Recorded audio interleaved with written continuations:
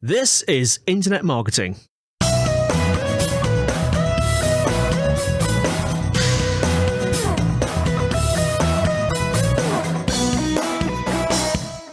Hello, my name's Kelvin Newman and welcome to this episode of the Internet Marketing Podcast, brought to you by the team behind brightonSEO, the world's largest specialist search marketing event that also covers web analytics and paid search and a bit of paid social as well. And it's paid search we're going to be talking about today. So in today's episode, I'm joined by Carl Johnson. We're going to be talking about what's happening now in paid search and pay-per-click advertising, and some of those changes and what's coming up next. So if you're doing paid search, you can kind of reassure yourself you're on the right track. And if you've not been doing a lot of paid search, it'll allow you to take your experience and your understanding of what is one of the most interesting areas of digital advertising and take that experience to the next level. Enjoy. Hello and welcome to the show again. I'm joined by a really interesting guest to talk about what I think is a really interesting topic around paid search. Now, in terms of my background, I started out as a search marketer, and did equally SEO and pay-per-click and sort of like spread my time between the two. But inevitably, as we start to get more and more involved with the Brighton SEO conference, I've tended to focus a little bit more on the SEO side of things rather than the paid search side of things. But I've tried to keep my eye in and ear in as best I possibly can. But it certainly does feel like the last 12 to 18 months, there's been a huge amount going on. So I'm kind of really interested to kind of have the chat with Carl today about some of the changes that he's seen, and changes not just in terms of the technology and the policies and the features of the search engines, but like more generally, like a slightly more strategic approach that people might take to paid search. So Carl, thanks for joining us first of all. It'd be great to get a sort of whistle-stop tour of your background and kind of the Kyle story, I suppose.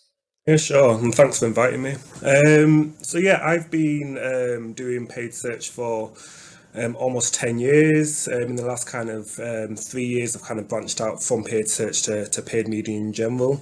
Paid search has moved on so quickly, and speaking to colleagues earlier on this week, that something new drops what feels like pretty much every week in paid search. It's primarily my responsibilities, and kind of what I'm working on right now is kind of building a paid media team here at 26, and really helping clients step outside of the comfort zone, kind of from basic paid search into paid media activation across everything from affiliates, display, paid social, and then obviously paid search. So yeah, cool. I definitely think that'd be an interesting topic for us to dive into as we get into today's episode. Is that kind of journey from a paid search campaign to a paid media campaign, and like how people might do that, because I definitely feel like that could be an interesting, But actually, let's start off with that. We'll throw the plans we were talking about out the window. Yeah, sure. But if that's okay. But I'm really kind of interested in that. Like, I can imagine we've got listeners who might do a bit of paid search, or maybe even have a relatively mature paid search campaign, maybe a tiny bit of meta advertising. How does that? What are some of the things that advertisers would want to think about if they're starting to kind of go from like small little paid search campaign, works quite well, to kind of starting to be a bit more kind of fully fledged paid media? Is that a good journey to go through? Is it a decision you don't want to take lightly? How does the process work for that? Yeah, sure. So we've been helping clients do this for the last 3 years, it is a mind shift change, and part of the reason why we changed the way that our team function itself. So I mentioned that the first part of my career was mainly looking at PPC, search keywords, shopping, and obviously now PMax. But I suppose we've seen the shift with Google and what they've been doing with their product types. So with the introduction of PMax, demand generation, they've been introducing newer formats, newer placements like Discover, YouTube. Shorts is obviously trending there as well. And I suppose with this comes different types of activity, and I suppose different ways that we have to measure the activity. So that's what I meant around kind of mind shift changes. So search and shopping for the longest time, and to be fair, up until today, is it's really well measured. Without kind of sounding kind of too, but like it's kind of the crack cocaine of paid media. You can turn it on, and you get your instant hit. You put your money in and you can get it out. When you start activating activity outside of paid search and shopping, That's where you need to start looking at it slightly differently, because whilst it is helping drive brands and businesses, you don't see that kind of instant reward from it. And I think this is the biggest shift that brands have been having to make. It's something that people do need to do, and without doing it, they are falling behind competitors. So the analogy that I use is paid search and shopping to a certain extent is kind of just goal hanging. You're just waiting for that person to come and make that final search. Everything from kind of paid social awareness, display, we're doing a lot of CTV with clients, and that's to get people to search, that's to market your product, that's to get people excited about wanting to buy your specific product, and then that should then filter down into your search and shopping. That's helping brands move on. So we've had clients come to us where they're saying, look, we've been doing search and shopping for 10 years. We think that we're doing this really well. The brand's falling. What do we need to do? And this is where that mind shift doesn't need to kind of happen. They need to think around things outside of that bottom of the funnel and start investing time and money into having conversations with people further up the funnel. That's really interesting, isn't it? Because there's only so far you can get if you're kind of, just trying to grab the people who are already decided that they're about to purchase what it is that you sell. And that kind of, I suppose there's two sides to that, right? One is that, like if nobody's doing that top of funnel activity, then there's not really going to be anyone in the bottom of the funnel, right? For you to steal from anyone else. And I suppose also if you're doing that in the right way, that should improve, or at least like contribute to the performance for the bottom of the funnel stuff, right, as well. Yeah, absolutely. I mean, there will definitely be a benefit that you get from your competitors doing that upper funnel, because they're doing a lot of work, and search and shopping is still very important, and that's come on a long way. And we'll talk in a bit around what we need to do from like a search and shopping point of view to maximize effectiveness there. But there's been loads of studies where kind of Google have worked with like Nielsen and McKinsey to understand what's the improvement in bottom of the line activity. So that's your kind of remarketing, your keyword campaign, your shopping campaign, when you've got larger branding campaigns running. And I mean, the kind of the main kind of statistics and kind of findings from those studies is that people click through to your ads at a higher rate when they've seen your ads from a branding point of view. People are more likely to buy from you once they've actually seen your branding. When somebody is looking for a specific product, they already have brands in mind on what, in regards to what they will do when they actually purchase that product. And you're much more likely to get purchased. Somebody's much more likely to purchase from you if you are in kind of a upper funnel kind of slot versus somebody that is just kind of bottom of the funnel. There are limitations to your growth where you are just kind of sat in that channel and not really engaging with customers outside of that. No, I think that's interesting. Yeah, because it definitely is that. And I suppose the ecosystem has changed where you've got more of these marketplaces as well, where they're going to do, they're so well placed. This is maybe more e-commerce than other kind of sectors. But yeah, that similar kind of like, why would they not just buy from Amazon and Amazon take their big chunk that they're doing? You need to have a reason why they choose for you. And that's, if they trust you or see you as a specialist, that's going to help in those sort of areas, right? Yeah, 100%, and that's the one thing that I think, especially in search and SEM paid media, I feel like there's so many different synonyms for what we do now, but that's the one thing that will be the biggest shift in the next 5 years, and that's from being massively focused on extensive keyword lists and number crunching to, I'll say it just, becoming marketeers and actually marketing a product, because, why would somebody buy a product from you instead of Amazon or, Argos, or like you said, any other marketplace? You need to tell people why they should buy from you, and market your brand, market your business, and market your product slightly differently so that you do stand out. And so for the people who have perhaps been away from paid search, one of the big things for me that it feels like there's been, talked about a lot, and certainly in terms of the people who've been pitching to speak at our events around paid search, is this idea of PMax then. So for people who are kind of like perhaps not quite so familiar with paid search and not following the changes that have occurred over the last couple of years of that, how can you describe that, and what are some of the ways in which that might then start to feed into this slightly more marketing approach to advertising rather than the kind of like more transactional, like performance only side of things? Yeah, so PMax is Google's, I suppose, all in one campaign, which helps brands meet their marketing objectives. So within PMax, you can have a specific objective, and then Google will try to find your customers wherever they are across, obviously Google's network. There has been skepticism, and it's for the right reasons. But yeah, PMax is doing kind of fantastic across all our clients, both e-commerce, lead gen, and providing you're giving it the right inputs. There's kind of loads of different data inputs that PMax need, and I can kind of outline a couple of them. And then equally, that we're reporting correctly, PMax is kind of a tool that you know advertisers need to use to make sure that they are staying competitive. I mean, in many ways, we're seeing that Google are favouring PMax across and above other campaign types, and we are seeing that certain advertisers are getting the benefit from using the campaign type. But yeah, PMax is essentially a campaign type where you're giving it a budget. You're giving it your ad copy, telling it what you're trying to achieve, and then it goes out, tries to find the customers to choose that target, regardless of where they are, what they're searching for, and obviously what kind of networks they're on, whether it be YouTube search or Discover.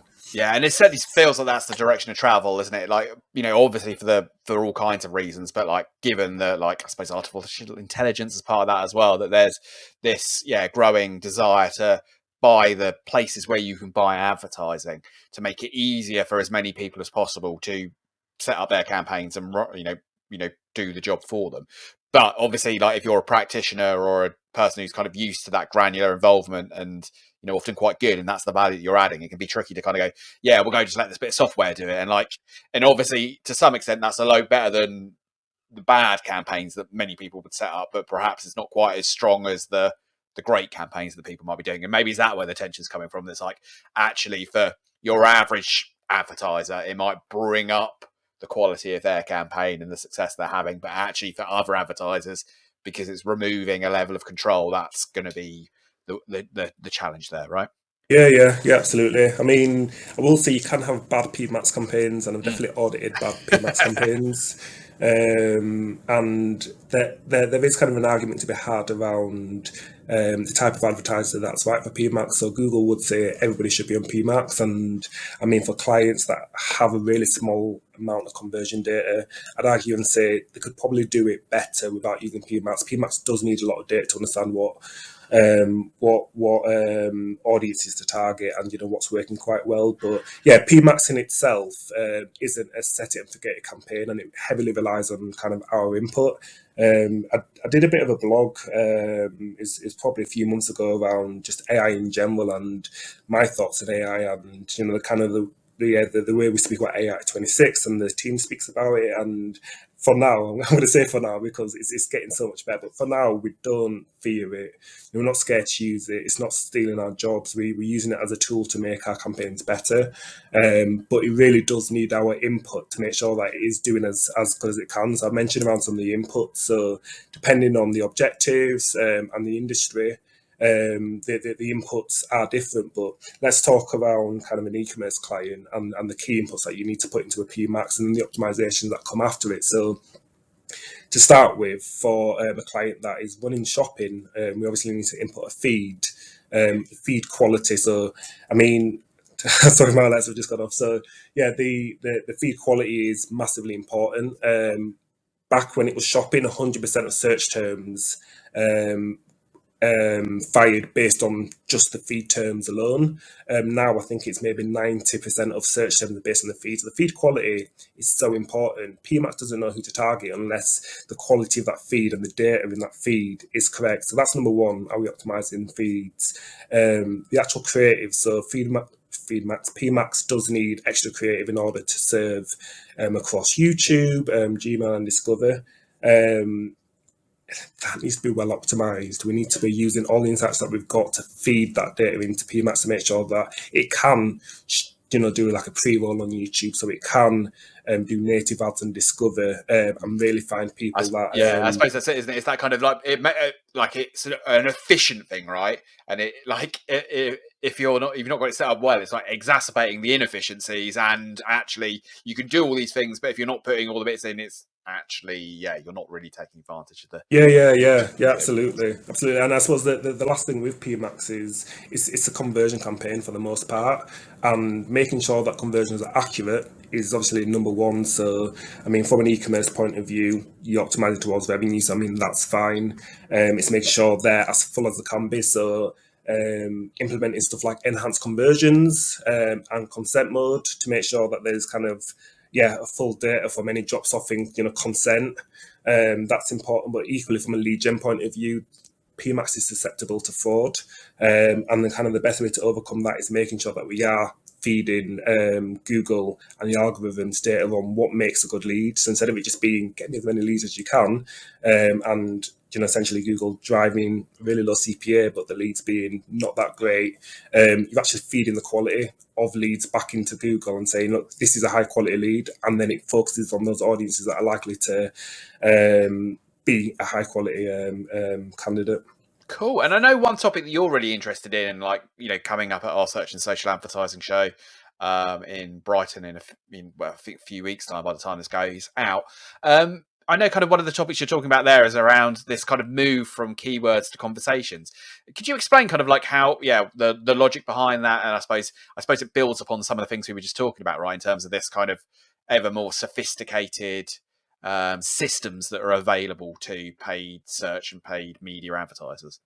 Yeah, sure. So yeah, just for context, from a PPC point of view, like for as long as I've known, the kind of main challenges and I suppose optimizations and work that we've done is to build out vast amounts of keywords, monitor search terms. You're adding negative keywords, so based on things that you don't want to show for.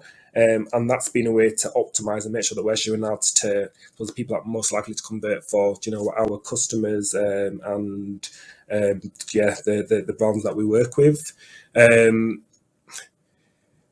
There are a growing number of searches on Google. So there's, I think, I'm going to have to get the percentages up, or maybe I'll do a plug after to kind of show the stats. But each day there's a growing number of brand new searches to Google.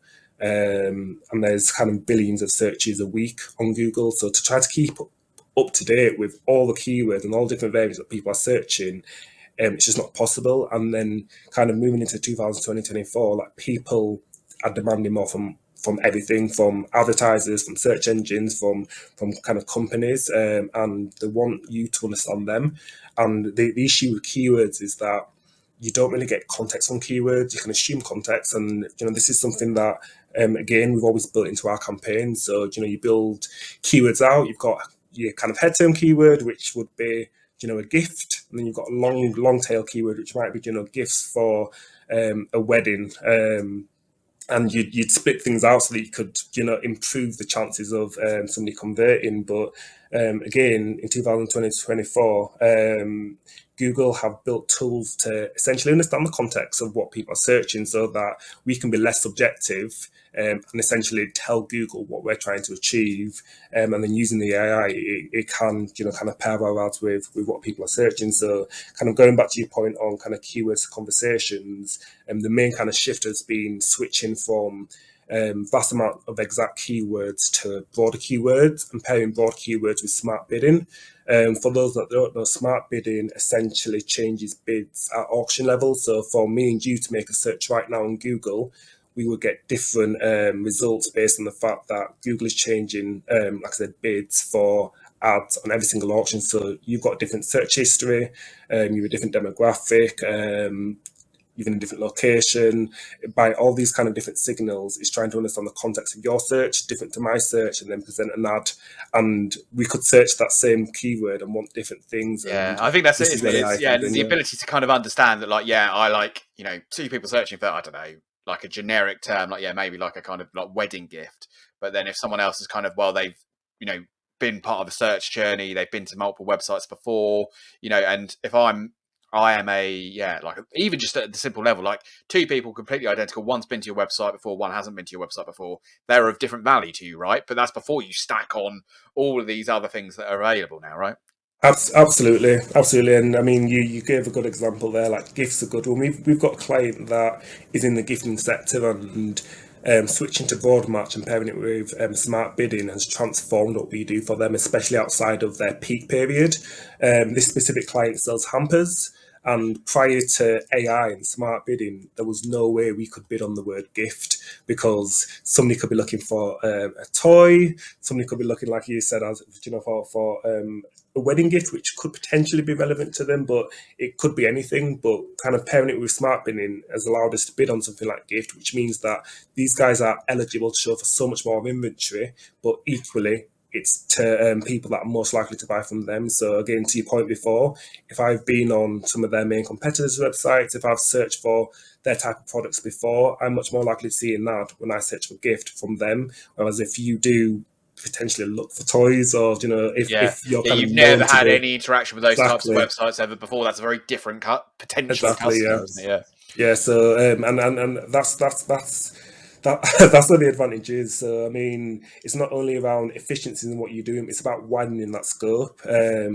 It's really hard to kind of accept it, because um, especially when taking on new accounts or doing restructures, you'd build thousands of keywords, and it's really proud. You found brand new keywords. They used to like golden keywords we used to find back in the days. It's like this keyword, we found it, nobody's on it. Yeah. But I mean, those days are gone, and we've shrunk a client's keyword base and managed to grow the volume by using broad keywords, pairing it smart bidding, whilst improving, the performance of it. So, this is where we kind of say AI is there to support us, and it's just better than humans at certain bits. So it's about how can we use it to better ourselves, better our clients. And I think you've referred to it as like a paradigm shift, and I think that's kind of an interesting way of thinking about it, isn't it? Because sometimes it's like, well, actually, it'd be easy for a marketer to be a bit resistant to that, either because they've been on a campaign before, or they've got their kind of historical way of performing things. And as the technology's shifting, and maybe initial iterations weren't quite as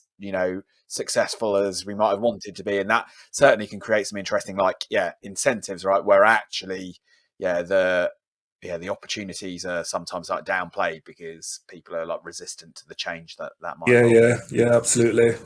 And I think that's one thing that we've had to take note of. I mean, when I first started PPC, we used to use third-party tools for bidding, and the main reason for that is because Google Ads bidding was awful.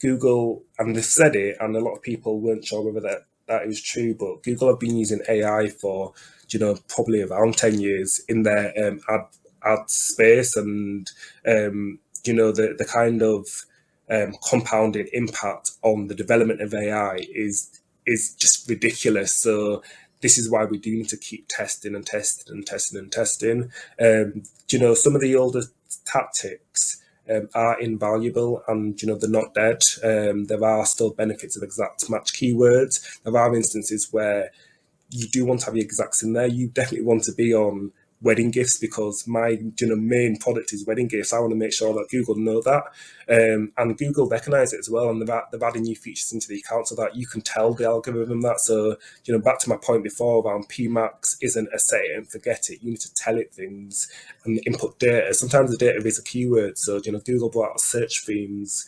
a few months ago, and that was essentially to add keywords in. So you're worried that Google isn't showing ads for certain search terms or for certain themes. Tell it what you want it to look at, and then it'll explore it. First party data, put your first party data in. There's so much information about your customers that Google potentially doesn't know. By adding that in, again, you see improvements in data. So it's just that thing around what can you give to this campaign type to improve what you're doing, instead of just saying, actually, it's not working because it's not doing this. Well, actually, you it can needs make it your work. help. It can't do it by itself. Like it's still, you're still that paid manager, PPC manager. We need to make it work. It's just understanding what does it need to make it work. And Google's doing so much work on output. So the biggest thing that our team started using is the Insights tab. And the Insights tab gives you a whole host of insights. But one thing that I find really useful is the audience insights. And the main reason for that is it tells you some really obvious things about the customer, which you can actually do something about. So we've got a hotel client, and they've got hotels all across the UK, and the hotels are used for different things based on where they are. So they've got city centre hotels, and an audience insight for that is people that are club night enthusiasts, people that love theatre shows. We've also got like country hotels, and the age demographic for those hotels are higher based on what Google are seeing. Make ads for these people, put it into PMax. Those ads will resonate better with the audiences, and you get better performance. It's about using all the data you get from Google and kind of the PMax insights and feeding that back in to make the campaigns better. It's kind of a continuous thing, and you cannot set it and forget it. You need to keep it input in for now. Yeah.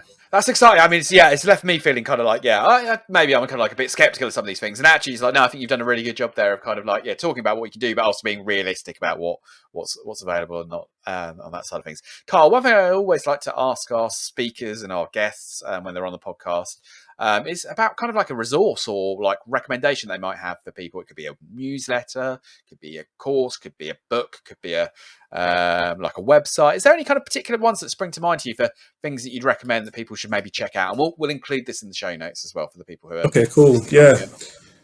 So for paid media at the moment, I think it's about staying up to date, and there's kind of 3 ways that I like to stay up to date. So LinkedIn, that sounds like an obvious one, but I mean, definitely for people that are just starting out, get on LinkedIn, follow your peers, connect with your peers. People are posting loads of content and loads of useful content. So it's just FYIs, there's new scripts, there's new innovations. So get on LinkedIn, get following people, get speaking with people, because whilst, there are competitors, I work in an agency, a lot of the people in agencies and leads I do see as my peers and my colleagues, and collectively we're helping each other kind of as an agency come up. So LinkedIn is a key resource, and then there's just a couple of blog sites that I do keep an eye on. So Search Engine Land is obviously a known blog which is always up to date with kind of the newest things within paid media, and Search Engine Hubbub.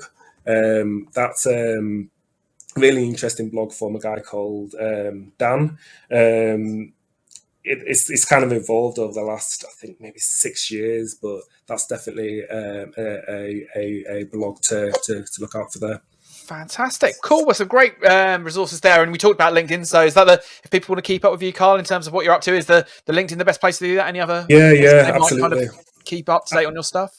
Absolutely, yeah. I feel like, unlike SEO, which I know has a massive buzz on Twitter, I don't think paid media is quite there. So for now, LinkedIn. Yeah.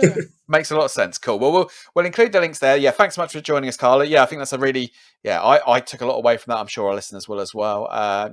Definitely keep in touch with Carl. I recommend adding him on LinkedIn. And we'll see you all again soon. As always, the recommendations. Let us know if there's anyone you'd like us to see on a future episode. And please do keep in touch. And thanks, Carl. And we'll see you all soon. Thanks very much, everybody. Thanks so much for joining us for today's episode of the Internet Marketing Podcast, produced by the team behind BrightonSEO, the world's largest specialist digital marketing conference covering SEO, PPC, paid social, web analytics, and content marketing. If you want to find out more about us and the show, you can check out the website, internetmarketingpodcast.org. And if you've not already subscribed to the show, you should hit that subscribe button. And can I ask a favour, if you are subscribed and you're enjoying the show, can you leave us a review wherever you're watching or listening to the show? And if you want to get in touch, become a guest on the show, or just generally feedback about what we're doing, you can always email me. That's kelvin@brightonSEO.com. So KELVIN@brightonSEO.com. Or, of course, you can contact me on social media. So LinkedIn or Twitter, my usernames are Kelvin Newman. See you soon.